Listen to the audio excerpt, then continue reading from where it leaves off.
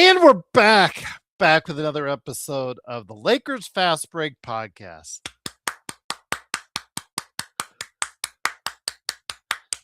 You hear that? You hear that? That is the sound of what you do when you are up 3-0 and nobody thought you would be there against Gerald Glassford. Thanks so much again for joining us right here at the Lakers Fast Break. Pop Culture Cosmos, where we cover the latest news and trends in pop culture each and every week, twice a week, wherever you get your podcasts. On the latest Pop Culture Cosmos, DJ Johnson and I have our WrestleMania 42 memories that we have from this past weekend. Also, Michael moonwalks into theaters. How is it being perceived? Go ahead and make sure you check it out today. Plus, TJ and I predict the top 10 movies of the summer. So go ahead and check it out today, wherever you get your podcasts, and on YouTube as well. Legends here. I got Next Sports Media. Make sure you go ahead and check it out today. All he does is give you the latest news that you need to know and thoughts on the NFL, NBA, and more. I got Next Sports Media. Please go ahead and check it out on YouTube today as well. Also want to go ahead and share the love with you guys in regards to our good friends at Daniel Berry Sports Highlights. Also as well, of course, Stefan Piscano podcast. He had an episode. He actually pulled some of my stuff from the NBA observations and had one of his best numbers ever. So congratulations to him on that. Although it is the fact that he likes Rob and I still don't like Rob, but it is, of course, Stefan Piscano podcast. Please make sure you like and subscribe on that today. But also as well, John Costa.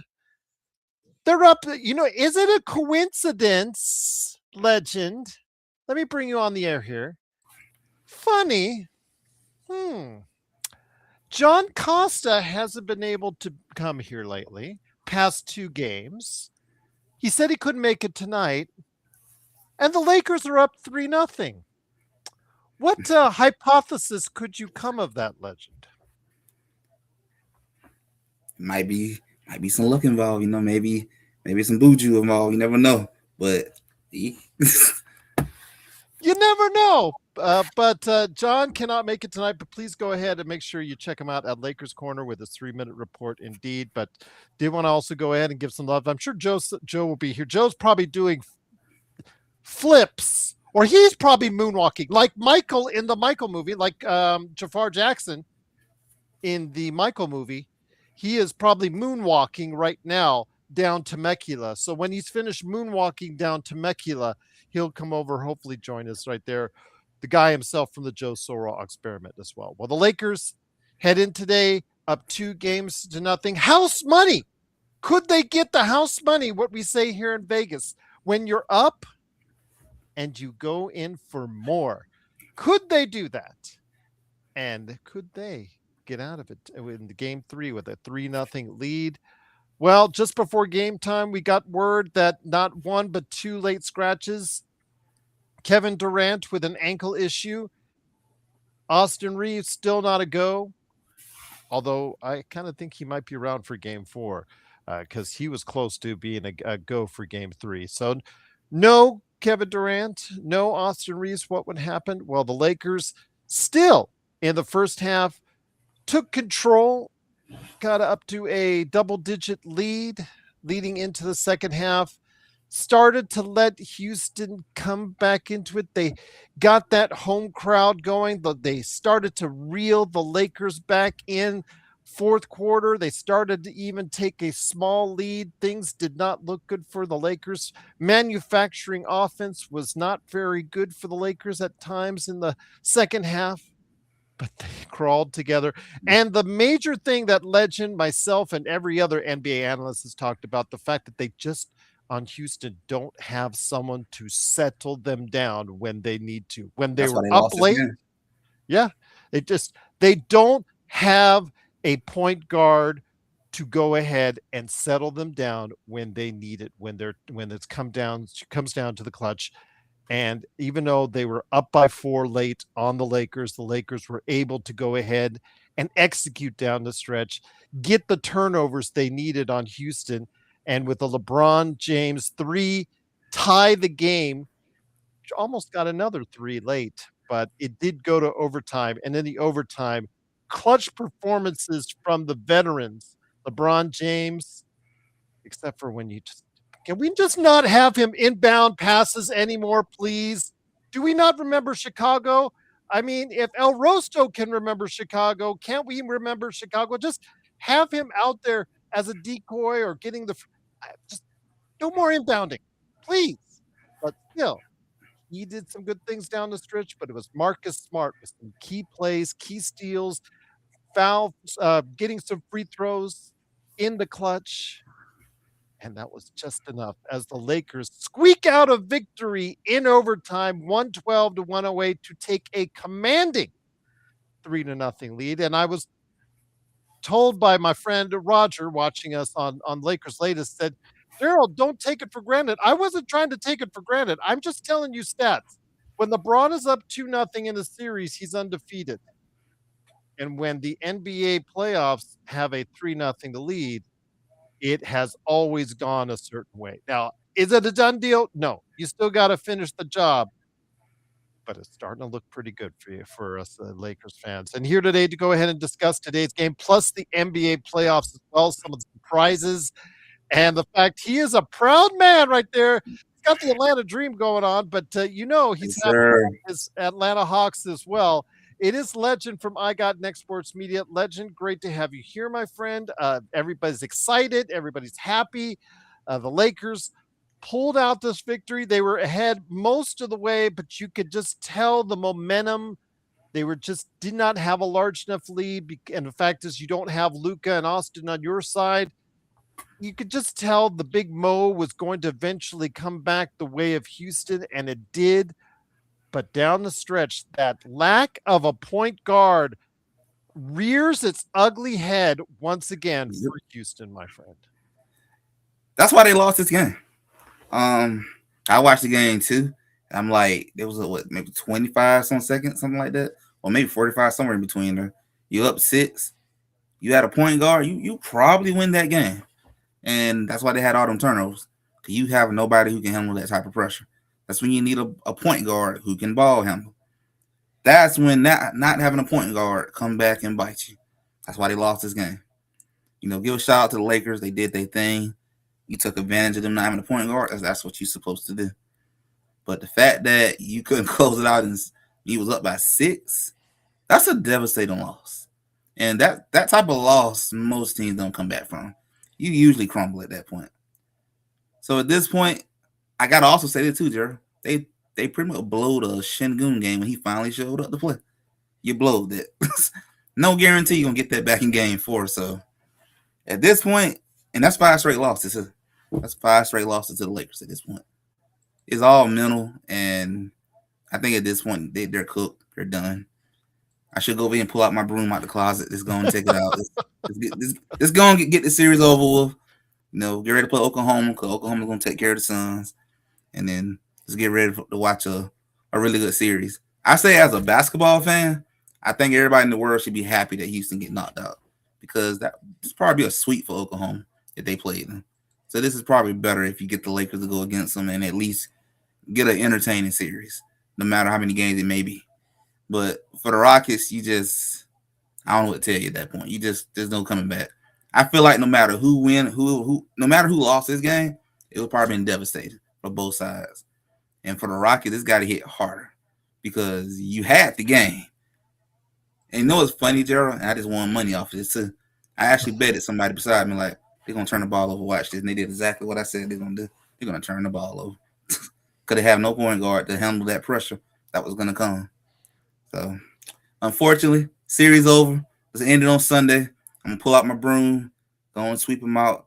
Kevin Durant, get that burner account fired up, man, because you don't need it. It's over. Once again, that's probably your greatest intro on the show. It is, of course, Legend from I Got Next Sports Media. It is me, Gerald Glassford. Thanks again for watching. Listening. The Lakers do win in overtime, 112 to 108. They are now up 3-0. Before we get into the stats and how unbelievable it is, because if you look at the stats, you're like it was said earlier, Jawa, How did the Lakers win when you look at the stats? We'll go ahead in a second, but I want to go ahead and touch on Marcus Smart.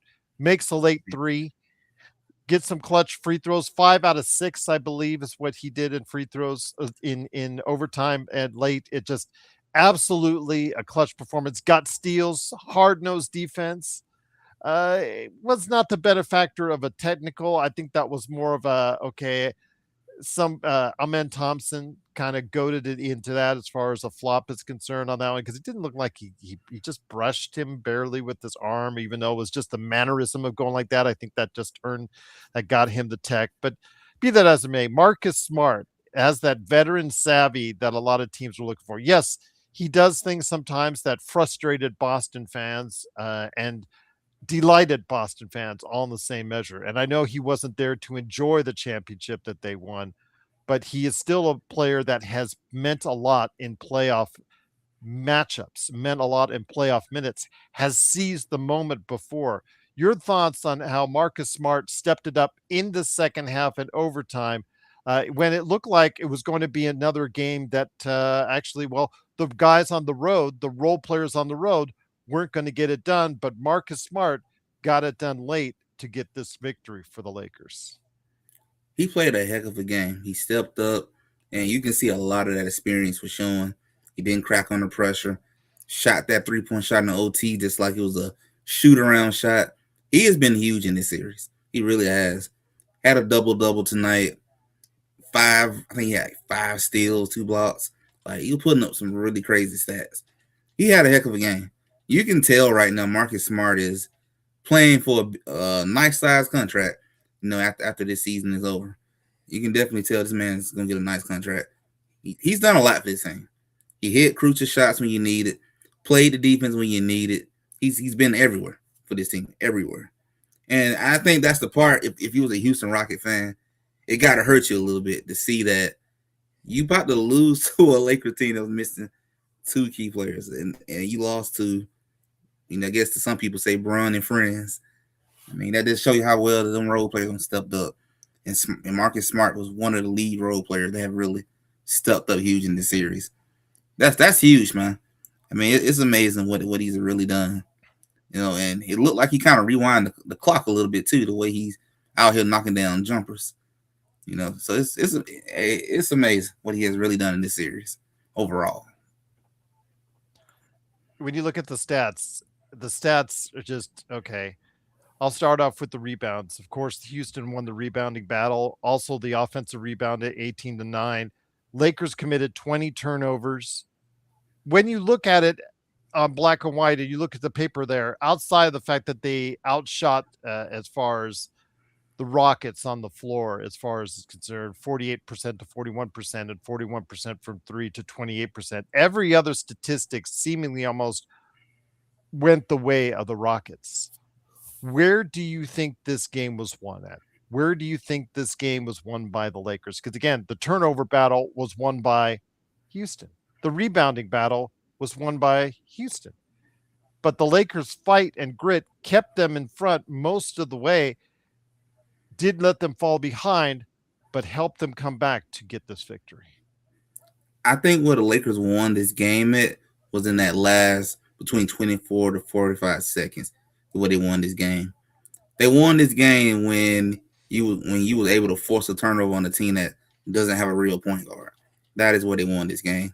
And then you could say another piece of the game where they definitely know they won is when they went to OT and they managed to stay afloat, keep their mental state in check, kept knocking down jumpers while Houston was just struggling. I feel like Houston at that point was already deflated when they went into OT. I don't know if you saw it or not when they showed Shingun just threw his towel down. They look like a guy who know we messed around and we effed up. We just blew this game. They looked like they was already defeated in OT. They probably felt like they should have won this game in regular time period, and they didn't. And I think that's where the Lakers won. They won when they forced that turnover, led to another basket, led to another basket. That's where the Lakers won this game. I think this game was already over when they went to OT. They looked like they were already gave up. LeBron James, another vintage performance, mostly outside the turnovers. Can we just not have him inbound balls, please. I just don't want them inbounding. But beautiful performance otherwise. 29-13. The 8 turnovers is going to be an eyesore right there, but Yeah. that should not take away the fact that this is a 41-year-old man stepping up to the plate when his team needs him the most and is providing whatever he can on both ends of the floor. Yes, I know that he's not the defender that he once was, but he is still trying to give every effort and energy. And this is a 41-year-old man playing 45 minutes, which was the most on the Lakers team, tied for most on the Lakers team. He played well. Hit a lot of key shots, a lot of moments in this game where you can tell LeBron's presence was felt. That experience, it just showed in this game. Play good defense down that key moment too. When Şengün went down to the basket trying to get an easy layup. LeBron defense forced forced the drop ball, forced the jump ball situation. He stepped up big in this game tonight, and for being 41, he had moments where he looked like he won 41. Even though there were some moments, you can tell 41 was there, and he looked like he was gassed towards the end of the regulation. But he stepped up huge too. He's been balling, and hell, he even had Bronny James looking good out here in this game too. So it didn't gotta give start him out credit. pretty for Bronny, but then he had that minute in time where he got the 3-pointer to build his confidence, and then father to son on the alley oop legend. Yeah, we end up seeing a little history. First father and son alley oop to each other in a playoff game, so we end up seeing that. But I mean, LeBron got to feel good. He's probably telling the boys now that you need to finish the series on Sunday. Get you some rest and get ready for the David versus Goliath matchup. JY, I know you mentioned on the last post game about when the Lakers would start the next series, even if they swept out, if they are fortunate enough to do so. Even if OKC and the Lakers swept out, I think May 2nd would be the first date that they would be targeting for a start to the next round, is what I was told during the course of the week. So that was from ESPN. So if that's the case, the earliest date would be May 2nd. So, I mean, legend, that could be a possibility for Luka. But for Austin, what do? You're up 3-0. He was a late scratch because he was out there. I don't know if you saw my Twitter. I tweeted out there that video that he was warming up an hour before the game and he was a late scratch like Kevin Durant was. I'm assuming Kevin Durant comes back for game 4. Do you counter with Austin Reaves if he says he's good enough? I feel like you should, play him just on a minute restriction because you don't want to. You know who your next opponent is. You do not want to go versus OKC with a rusty Austin Reaves. I already expect Luka to be a little bit rusty in that starting off in that series because you don't have time to get ramp up. You don't have time for that. You just kind of have to play through it. I would at least try to do a couple minutes in the game for just go off a minute restriction, maybe 20 minutes, whatever. Whatever he can handle, just to kind of help knock off the rest and get him ready for OKC. Because you're gonna need everything you got to be able to beat them. You're gonna have to play near perfect to have any chance. So you need him to not have no rust going into that series. So I would say play him just on a minute restriction, just to get him back into the flow somewhat. Because at least you get one game before that series. You might still have some rust going into the OKC series, but at least you got a game to start getting back into the flow. Because you got to get something. That I'm telling you, you do not want to go in that OKC series rusty. Robert Wheeler says, oh, by the way, I also want to go ahead and give a shout out to Rui, who got the Lakers off to a really good start as well, getting 16 points in that first quarter. I've ended up with 22, but really got the Lakers off to a good start. Robert Wheeler says, Gerald, legend, if you had to rank who's been most impressive in the series between Luke Kennard, Marcus Smart, and Rui Hashimura, who would it be? I know Luke did not have the, it was okay, but nothing great as far as his shooting was off today. I'd probably say of them, you're going to have to say Marcus Smart, 21 points, 10 assists, and 5 steals. You're going to have to say Marcus Smart has been the steadying force outside of LeBron this series. Yeah, I think Smart has been definitely to me the most impressive in this series. A lot of people, let's keep it real. A lot of people wrote this team off. because of it was LeBron and friends, but those friends stepped up, and Marcus Smart is like one of the leaders of those friends who showed up every single game at this point. I don't think he had a bad game in the series so far. I would definitely say I think he's been the best amongst the whole group. Then I would say Luke with game 1 and 2, and then Rui been pretty straight too overall. But to me, Marcus Smart has been probably the best amongst the whole role player group. He's really been incredible. He's played better than what I expected in this series, honestly. So gotta give him credit. Once again, it is the Lakers getting the victory in overtime, 112 to 108. It is Legend from I Got Next Sports Media, along with me, Joe Glassford. Thanks again for watching, listening. Joe is at the Dodgers game, watching the Dodgers, who are up 3-0 right now. So hopefully Joe will have fun at Chavez Ravine. He is in the chat. If you want to go ahead and chat at him. It is, of course, also as well, John Costa out for as well. He'll hopefully be back, he said, for game 4. But yes, he did fall or was fouled, and Marcus Smart did hit his face or chin on the floor. I know he was bleeding from the mouth, but they're going to have to go ahead and see if he needs a tooth replaced or some type of dental work. But again, we're at this point 3-0 because Marcus Smart and LeBron James have helped this team in the place of when you don't have Luka and Austin. And it's a great sign that you can go ahead and do that. But also with Houston, let's talk about Houston real quick. Houston has some real offensive problems. Yeah. When you're supposed to go home, you're supposed to get a boost. Your role players are supposed to get a boost by being at home. Your team is supposed to shoot better when you're at your home. And the Lakers still outshot them 48 to 41% from the field and 41 to 28% from three. They still cannot find offense, this team. Whoever's shooting it from the outside is not shooting it well. Whoever's handling the ball is not handling it well.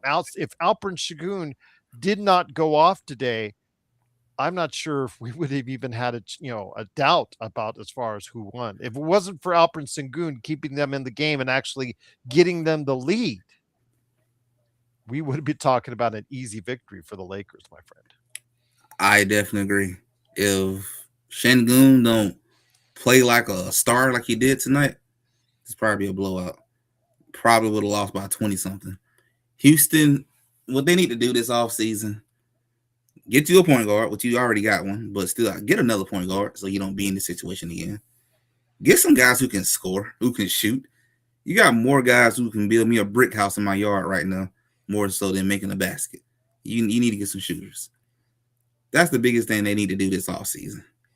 Get some guys who can put the ball in the basket. That's what they're missing. If they would have had a point guard, like I said, you probably win this game tonight. You probably 2-1 right now. Unfortunately, you're not. You're down 3-0 because you don't have a point guard. That's what Houston needs to do this offseason. And if I'm them, you might want to evaluate how Ime Udoka did in this series too. Because JJ really did coach circles around this guy the whole series. And that it showed a lot. I give him credit. You did something better this game, but you got to count what you did in game 1 and game 2. So Houston got a lot of issues they need to really fix this offseason.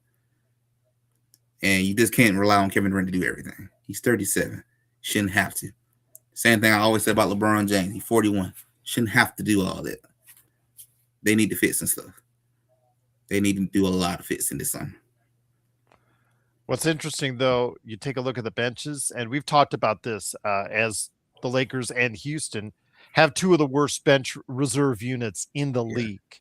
And actually, the Lakers are actually one up on the Houston Rockets during the course of the season. And so far in the playoffs, you've got minimal output from both benches. But today, the Lakers bench, which, again, has hurt it from me as far as the lack of production, they at least gave you something. They gave you something. 24 points off the bench today. Jackson Hayes, a really solid performance. And the fact that he wasn't in there late when he was in there late in previous games, and DeAndre Ayton was a vote of confidence for Ayton. But still, Hayes gave them some great minutes as well. 12 points, 4 rebounds, and 2 block shots. And Bronny James, 9 minutes. Again, it started out like it was going to start out the previous 2 games, but it ended up with that 1 minute in time where you saw him having enough confidence to pop out and get a smooth three. And then right afterwards, almost the next possession, they get the turnover and LeBron hits Bronny for the alley oop. That hopefully will be a confidence boosting thing for Bronny, because Joe and I, I was off mic, he was on mic on our Discord, and he was just like, "What the hell is he doing out here?" And it's the same old thing. But we got a different result this time around.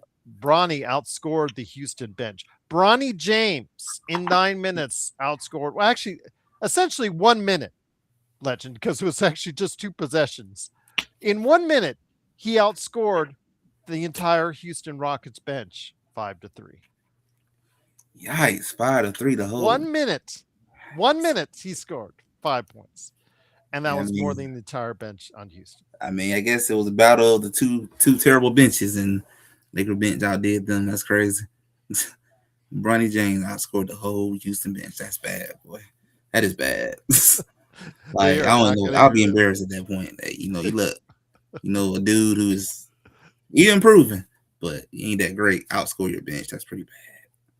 Like, 1 minute of Bronny James success. The entire reserve unit for Houston. That blows me away. I just cannot. It's hilarious when you think about it. If I was the general manager of the Houston Rockets, I would really be like, "Yeah, we got to fix this roster. We got to fix this, because that's embarrassing, man. You can't let, of all people, Bronny James outscore your bench, man. Like, I know both side benches are not that good, but dang, bro, one person outscored your whole bench. That's terrible." Once again, the Lakers win 112-108 in overtime. The Lakers lead the series 3-0. So with that, again, the NBA playoffs have never had a winner or of a series that has come back from a 3-0 deficit. It's only happened, I believe, in hockey, and baseball. I believe it's also happened in baseball. But be that as it may, my friend, the Lakers still got to finish the job in Game 4. Do you bring back Austin for Game 4? He was a late scratch for Game 3. I know, like I said before, KD, I could pretty much tell you that he's going to be coming back, bad ankle or not. Is he going to be able to play Game 4? And what would you do with him? Would you have him coming off the bench? Would you have him starting? He's going to probably be on some type of minutes restriction because he hasn't played in weeks. But what would you do with Austin Reaves if he comes back in Game 4? I will let him come off the bench, do the minute restriction off the bench, but it's a sticky situation.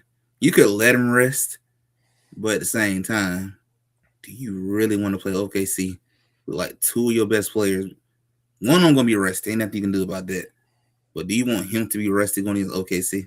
That's the other part you got to really think about. Do you want to get some reps in for him, though? Do you want to get some minutes in for him? You want to get some type of reps, because you're going against the team that is favored to win it all again right now. It's not going to be easy. This net series is going to be to me a living hell of a series. And Jalen Williams is listed as week to week with a possibility of that he might be coming back at the start of the series in early May. That's what I figured too. I figured he'd be back by the second round. It's tricky. You want to get some reps, but I understand too if you want to let him rest a little bit longer. I don't know. I would really come off the bench with a minute restriction just to get some reps, because it's just, this is the same team that have beat the brakes off you every single time. You kind of need everything you got right now just to keep afloat. So it's a tricky situation. I would bring him off the bench with me, just a minute restriction, but I can understand too if you want to let him rest. I can understand that, but you just gotta think about the risk that you're doing too.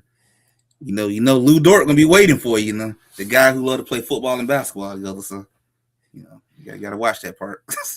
That's true indeed. But once again, the Lakers get the victory with a clutch victory in overtime, 112 to 108. Once again, I've got Legend with me from I Got Next Sports Media. Please go ahead and make sure you like and subscribe wherever he's at I Got Next Sports Media, whether he's covering the NBA, WNBA, NFL, and more.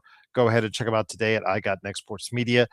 Gerald Glassford, thanks again for watching, listening. Truly appreciate it. With the win, though, the Lakers, again, they're now dictating when they can finish off this series. Yes, they can try and just give a half-hearted effort and just say we're going to take it back to LA, but I want them to go ahead and put it right there on the jugular, my friend. It is now time for LeBron to just say, you know what? I want that week off. I want another week off so I can feel good, so I can feel right, so I can get rested. So at least we can go into a battle against OKC as rested as possible. So no excuses are made as far as that's concerned, with the possibility of Austin and even maybe a Luka sighting coming up around the corner. So with that, my friend, what do you do to try to keep the foot on the gas if you're LA for game four? If I'm in LA, just going to end the series Sunday. I would say going to end it, get it over with. Get ready for probably your hardest battle in the whole entire playoff. You need to get as much rest as you can. You need to, you know, I would say more for LeBron. He need the rest. The others, yeah, you young, you should be all right. But like Marcus Isaiah, Smart too. Marcus Smart has yeah, been banged up. If you take a been look banged at up him, too. That is true. Marcus Smart been banged up, he was and but limping in the first half. I agree with Isaiah. Isaac just said in chat. Too much rest is no good. It can be bad too with too much rest. But it's a tough thing. But for me, your third best player, quote unquote, could be your second best. He needs that rest. He's 41. It'll benefit Lakers him a had a lot. week off. I know, and I understand Isaac saying that, Legend, but the Lakers had a week off and they're up 3-0.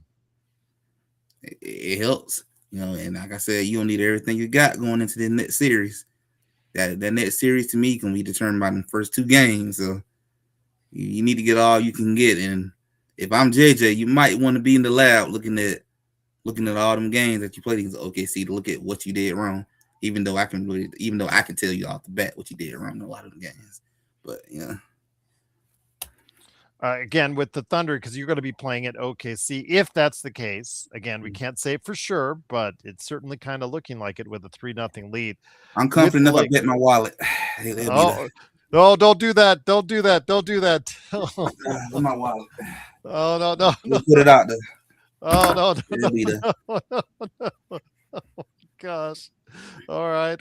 Well, if you want, if you insist, that's up to you. Again, please bet responsibly. But when it comes right down to it, the Lakers again with the victory, up 3-0, and then again, house money, house money. They found house money with the victory tonight, and all they need to do is just finish it off on Sunday.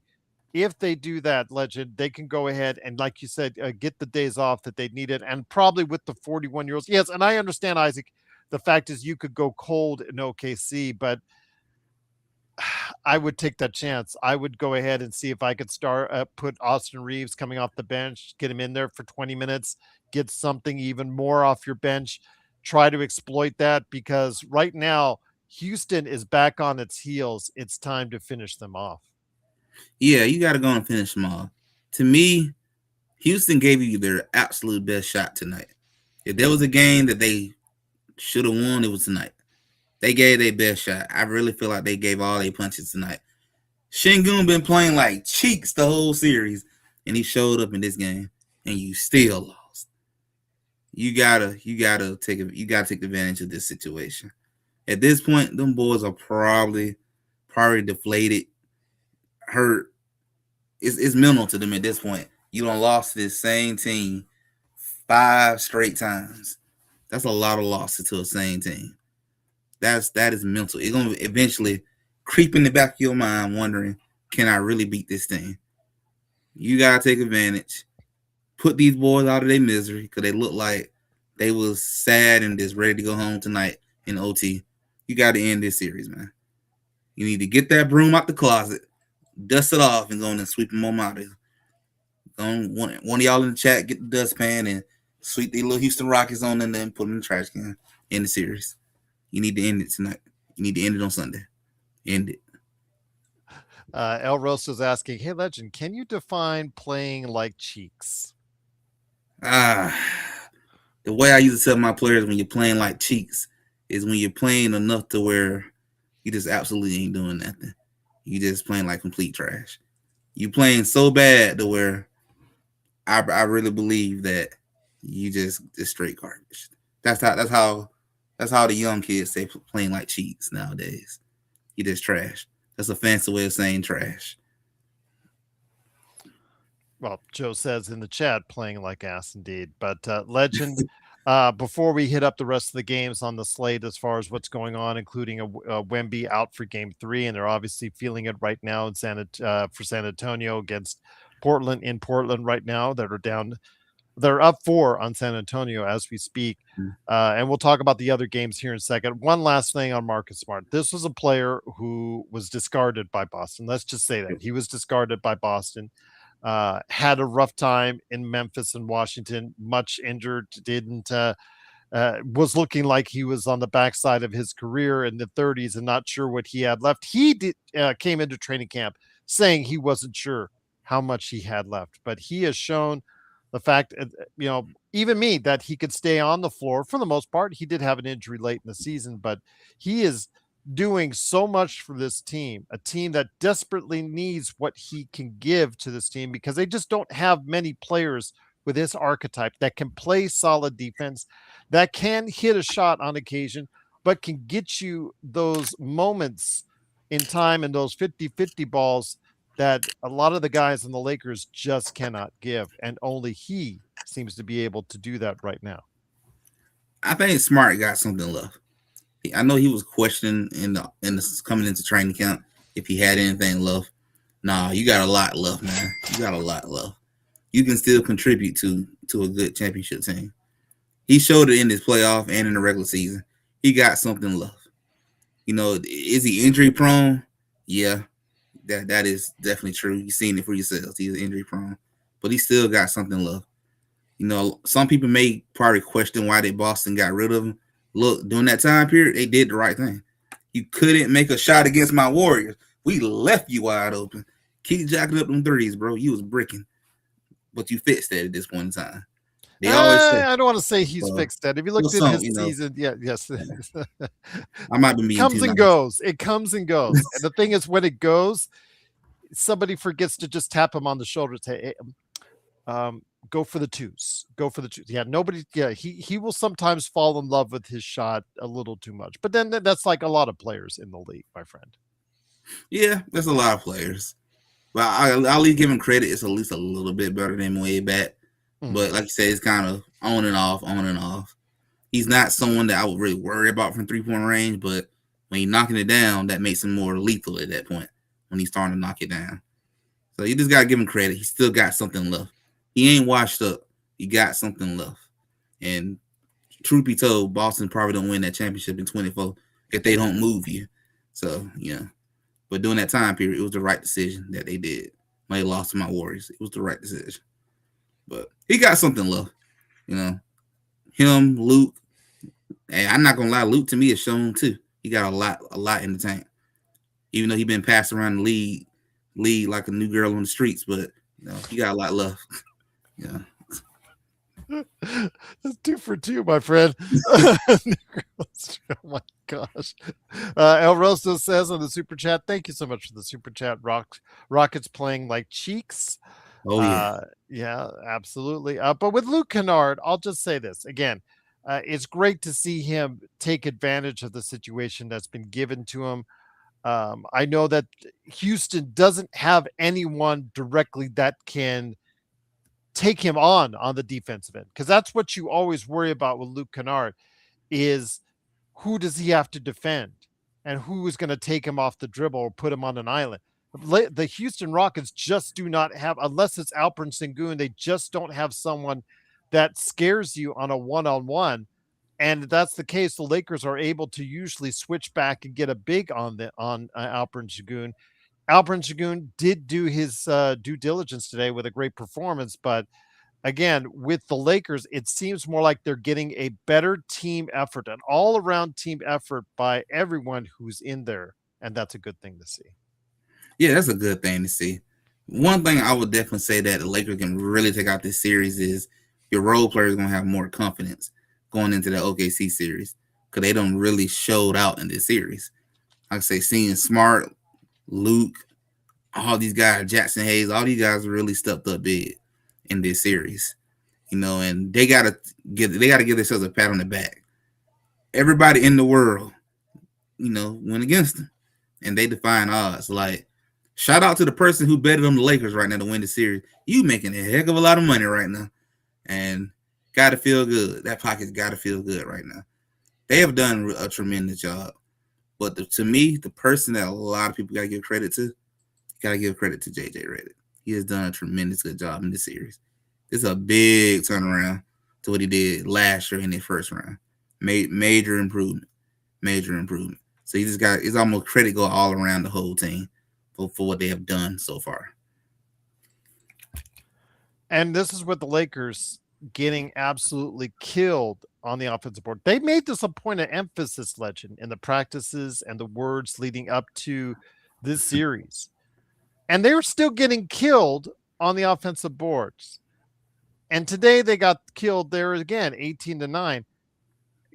They committed more turnovers, 5 more turnovers than the Houston Rockets. But the Houston Rockets just don't have the offensive firepower without KD in there, without Fred VanVleet to set up for him, and without anything to really set it up. They just don't have the way to really convert their turnovers once they get them from the Lakers. It's just, and then also the rebounds. You see where the Lakers all throughout the series they've given up offensive rebounds right and left, and it just comes to the point where they just still can't take advantage of them. Most teams, you get that offensive rebound, you're putting it right back up, or you're getting it out for a three, and it's converting.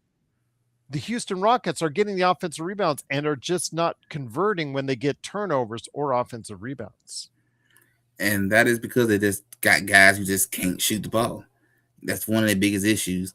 Their 3-point shooting is atrocious. I think they're shooting like 29% in this series or something like that.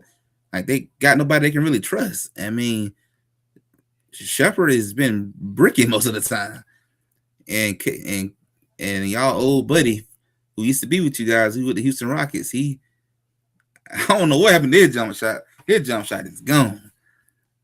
So I mean, it's rough for them. They just can't score the ball. That's their biggest issue.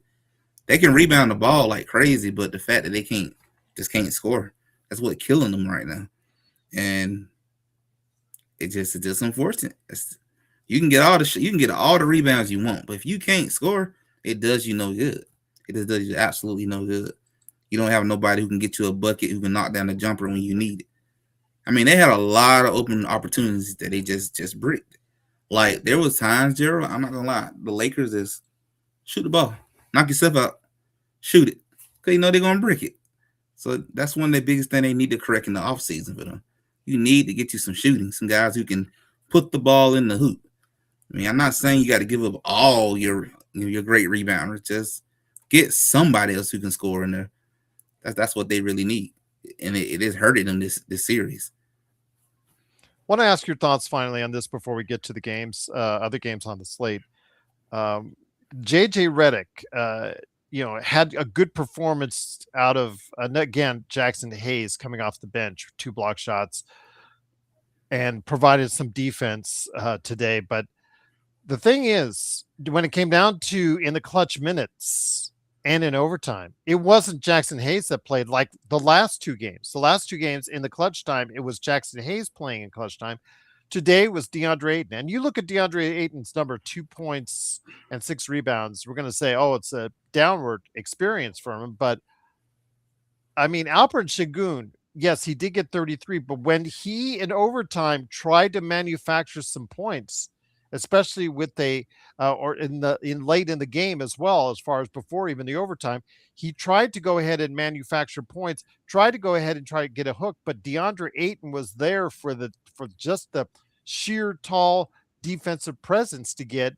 And despite what you want to say that he wasn't lethargic, he just wasn't utilized, or he didn't.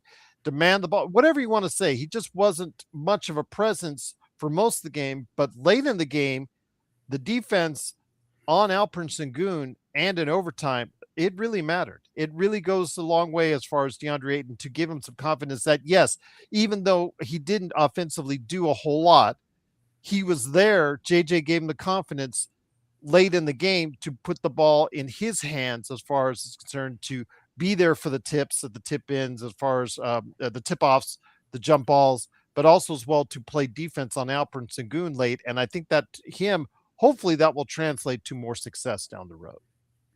Yeah, you gotta give Aiden credit. He did good on the jump ball.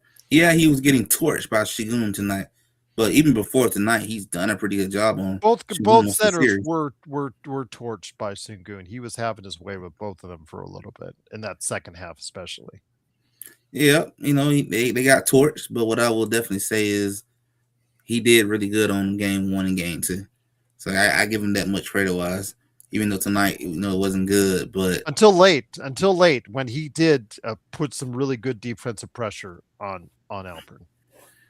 he did a really really good job, and I think he actually might be the one that stopped the The one kind was of where game you talk winning about hook. the towel throwing. Remember Yep, the reason why? Because he threw that hook shot air ball from the side, from the corner, and he missed that cleanly. And because that was the pressure put on by DeAndre Ayton.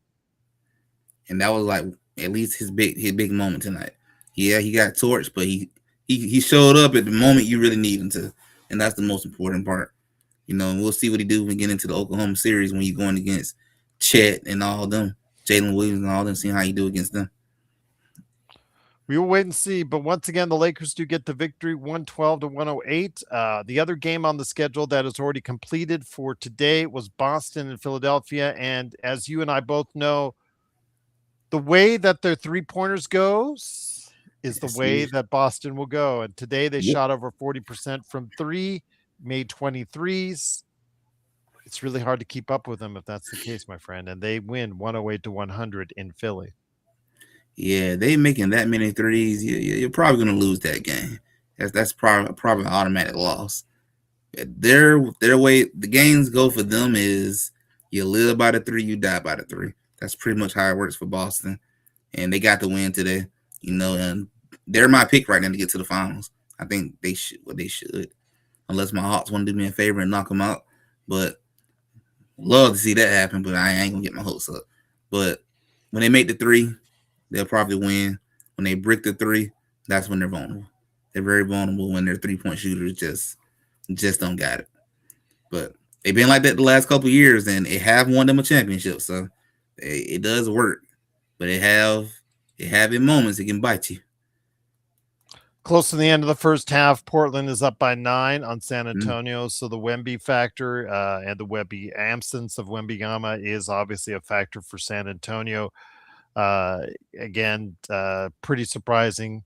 The fact that just Wembyama alone is going to be the difference in this series if it's going to go much longer than expected for San Antonio. But again, we'll wait and see on that one. But your Atlanta Hawks, my friend, two straight 1-point victories. They're up 2-1 in the series. They're getting it done in clutch time. CJ McCollum, who is no longer going to be a guy that you're going to get off the street for a minimum somewhere else this summer. Sorry, Lakers fans, because that's what I was really hoping for a backup for the Lakers. Too bad for that. He is earning his money at 35 years old. Jalen Johnson showed up yesterday with a 24, I think it was 24, 10, and 8, if I remember Mm-hmm. correctly. Atlanta has a lot of confidence. This is a young team outside of McCollum, a young team that's building its confidence. And New York, which saw Mikal Bridges give you 21 minutes of nothing, has a lot to think about heading into this weekend's game. And you gave all them draft picks for that. You gave up 5 first-round picks. I'll be disgusted right now. I'll be disgusted. Like, I just know you ain't out here giving me nothing. And I just gave you my entire future at this point. Yeah, going and call Milwaukee, be like, all right, let's do it. We done. Give me Giannis. Let's go. Take him, take whatever you want. Take my wife. You want her to give me Giannis at this point. Yeah, I would make the move because that ain't it. That's disgusting. I mean, I'm not complaining because we won. I'll take that. But as if you're a New York Knicks fan, I'll be disgusted. That's pretty rough. And then Jalen Brunson turned the ball over the last couple minutes too. So that's pretty bad. Not gonna lie, Mike Brown, if you lose this series, bro, you ain't gonna hit the end of this. You're not gonna hit the end. No, they're gonna be screaming Tibbs in his face Yup. all summer long. I'll just leave it at that. But yeah, heading on to as far as the rest of the playoffs are concerned, you've got OKC and Phoenix coming up this weekend for their game three. I don't see Phoenix putting up much of a fight. They're already complaining. They're already talking about the refs. SGA has gotten still 26 free throws in the first two games, I which want to talk speaks for about that itself. right there. Yeah. So go ahead, my friend. I mean, I said before, and I said it to I know that Caleb's brother is in the chat. I said it to Caleb as well. I just want an even playing field. If you're not going to call it, don't call it for any of them. That means the SGAs. That means the Jamal Murrays. That means the Luka Doncic. That means the Austin Reaves. Don't call it for any of them. But if you're going to keep on doing this and giving guys 10, 15 free throws, those are the types of games. I mean, it just is a demoralizing thing. You're supposed to play playoff level defense, and it's really hard to if you even get the slightest touch on them, if you're going to call for foul. That's my thing about going against the Oklahoma City Thunders. To me, that's what makes them so hard to beat. They're already, damn good, an excellent team. Play excellent defense, offense be on point. Forced turnovers, what kills a lot of teams. What makes them really hard to beat, though, them free throws. It's like if you're getting like 15 plus free throws, you're gonna lose the game. Like, how can you beat that? I can't play defense on you. Like, it's I know the ref is gonna call if I just breathe on you. So like, how do I play defense at that point? That's the thing I would say too. Even when the Lakers play against them, you got a lot of things going to be going against you. I guarantee you, he's going to be getting to the line. He's going to be getting to that line, and that's going to be another hurdle that Lakers going to have to try to overcome if they can. Like you're going to have to battle against the referees too, because them referees are going to blow the whistle for him, and I guarantee you, Austin Reaves ain't going to get that call. He's not going to get it. Pistons and Magic, that is going to go to game 3 tomorrow. I want to hear your thoughts on that. Magic, back to the old Magic. After it was one game against the Pistons on the road at Detroit in game 1, which they really looked like the team that a lot of people were really high on. I was high on for a run here this season. Then we reverted back to the Orlando that we all know and Orlando fans hate, as far as being able to not score anything and looking like they're in mud the entire. They made Houston's offense look like the highest scoring offense in the league, as by comparison, by what they did in game 2. Your thoughts, my friend, on Orlando, and if that now with some home cooking, their offense will get better and maybe steal a win or two away from the number 1 seeded Detroit Pistons? I think that's going to be a long series. I really do think that's going to be a very long series. I get the feeling that that's a possible 7-game series between Orlando and Detroit, but this is definitely where we're going to see what Detroit really made of, facing adversity for the first time in a minute, and see if their offense catches up on them, being so reliant on Cade to lead the way. Well, Orlando looked like the team that we thought they could be in that game 1. Where that been the whole season, I don't know. But maybe Mosley trying to save his job at the same time too. But you probably know season in, you can get that phone call. You might be heading to the unemployment office. So maybe that's why he's trying to step it up, trying to try to win this series to maybe save face a little bit. But I think that's a 7-game. I think it's gonna be a long series. I think Cleveland Another will be done soon. another long series, my friend, are the Nuggets and Timberwolves. I'm excited Yeah. to hear your thoughts on this one because the fact it's been nasty, and I like that. Jaden McDaniels he called every single Nugget player out for poor defense. And he named them by name after game 2.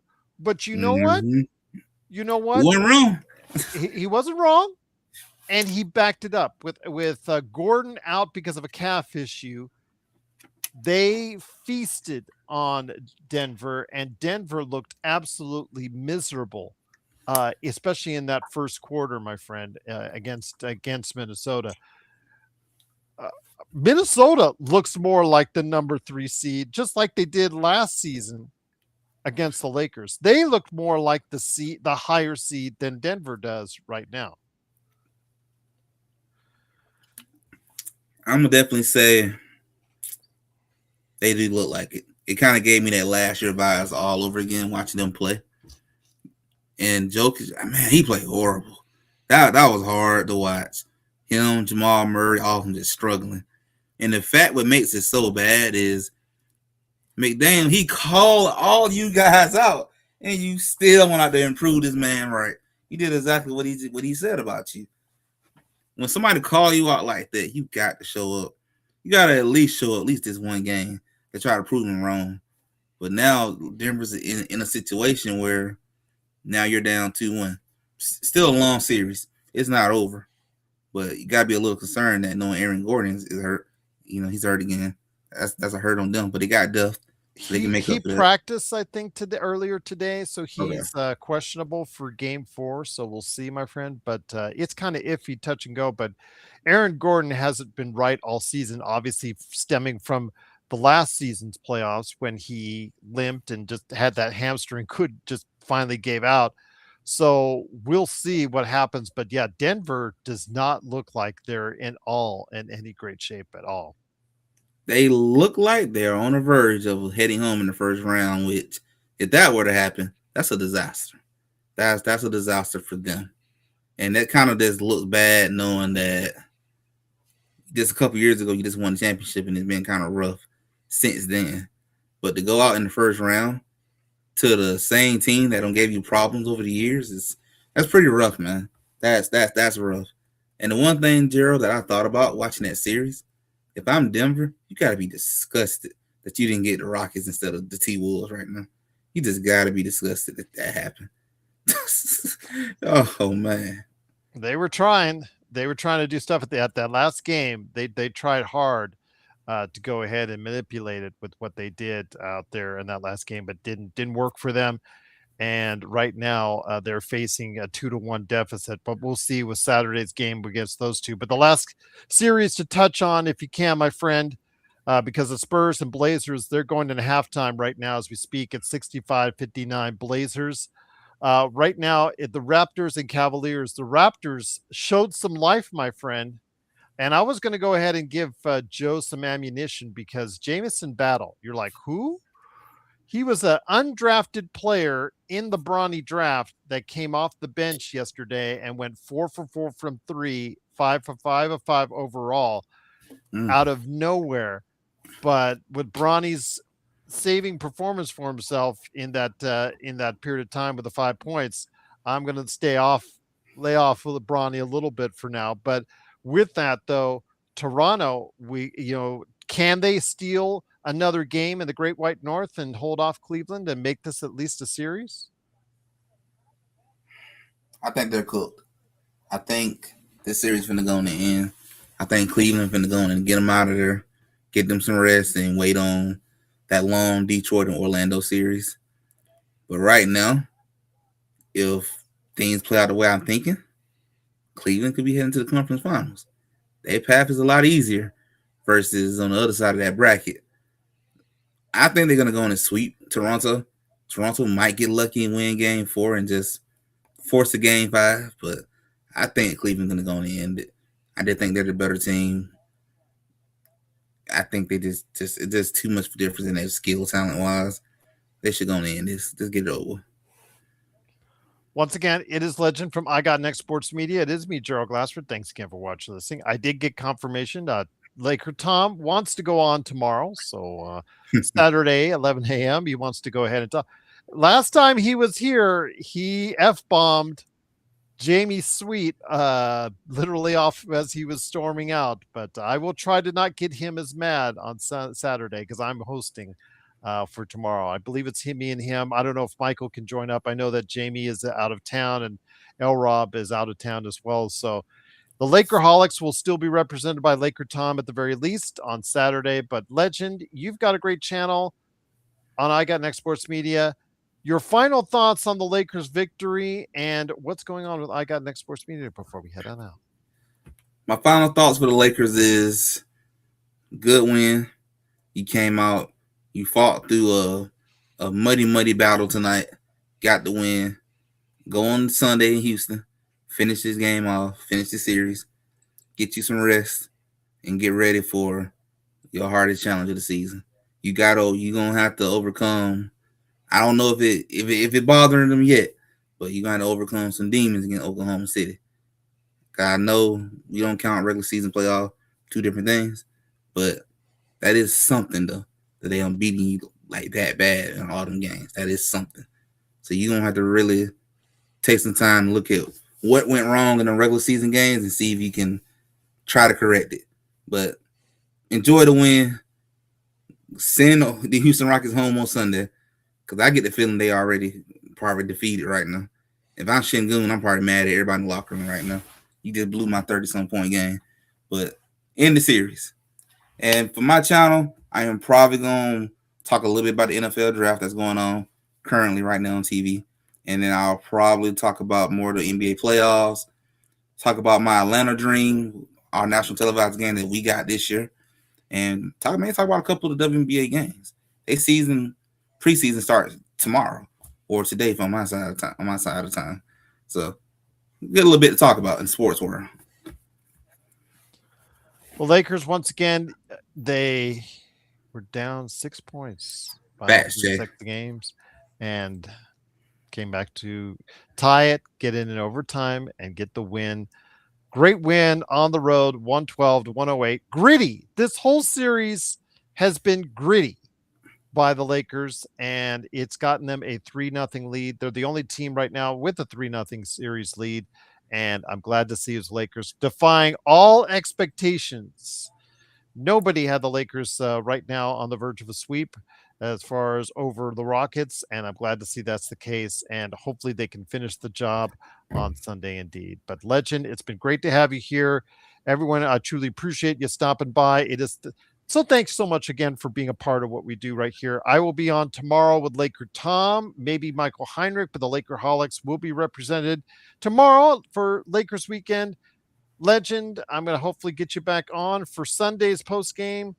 Cannot thank you enough for stopping by for your insight and your NBA observations as well, my friend. Anytime, happy to be here. It's a good way to get my mind off stuff.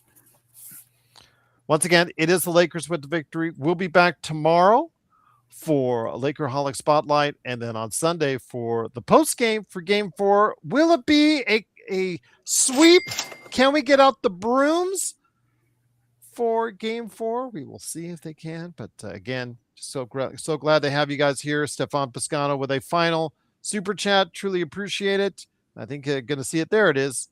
YouTube hug for you, Gerald, for me and Rob. Go Lakers. Yes. Well, I will slap Rob, tell him he's fired after the season because it's all downhill from there. But I'll give you a big hug, guy. I'll give you a big hug, my guy. Absolutely. Stefan Piscano podcast. Go ahead and hear how on his best producing video ever with me in it.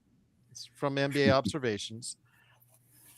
It's about Rob Pelinka. Yes. And you can decide. Topic. Yes, you can decide whether or not you love or hate Rob Pelinka, and I'll leave it at that. But thank you so much for the super chat, Stefan. Truly appreciate it. Please, while you're there, whether you love or hate Rob, subscribe and like Stefan Piscano podcast on YouTube. And we give him credit for the Luke Kennard trade. He did good on that part. Yes. Oh yeah. Let's get you with him. Ups and downs. It's ups and downs. It's his whole career with the Lakers. Ups and downs. Guess what? He's on an up right now. When you get out, the old adage, you get out while the getting's good. Send him on his way. Go, Rob. Go.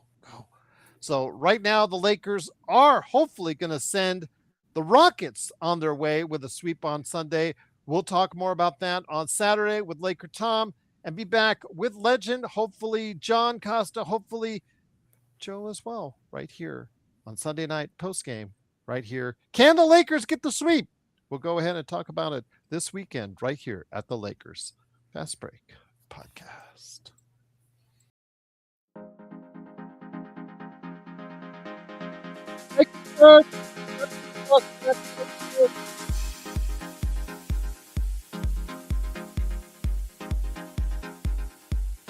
Thank you, everyone. Oh, I gotta do the Joe. I'm sorry, Legend. Uh, uh, uh, uh, uh. Yeah, can't end the show without doing that. Yeah, yeah, I guess so. You're right. Cheeks.